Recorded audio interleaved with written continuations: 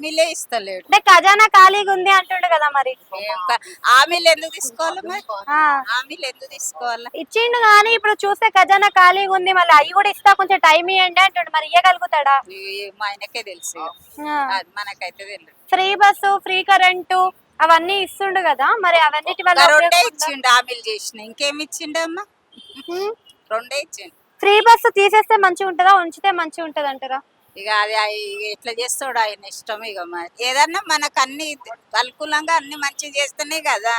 ఏం చేస్తుండ ఆయన చెప్పు. అంటే గత ప్రభుత్వంలో ఏం చేశాడని ఈ ప్రభుత్వంలో ఏం చేయలేదని చెప్తున్నారు.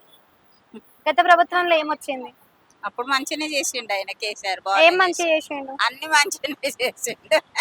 ఈయన కూడా ఫ్రీ బస్ ఇస్తుండు, ఫ్రీ కరెంట్ ఇస్తుండు, 500 రూపాయలు గ్యాస్ అంటుండు, సర్వేలు కరెక్ట్ గా చేస్తుండు కదా. ఆయన చేస్తుండమ్మా. నల్ల బిల్లు మాకు ఆయన మాఫ్ చేసిండు. ఈయన అయితే ఇప్పుడు కట్టుండ్రు నల్ల బిల్లు.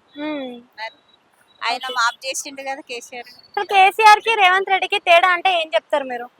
ఏం చెప్పాలమ్మా, ఇక ఏం చెప్తాం. మాకైతే ఆయననే మంచిగా ఉండదు. ఆయననే మంచిగా. Thank you.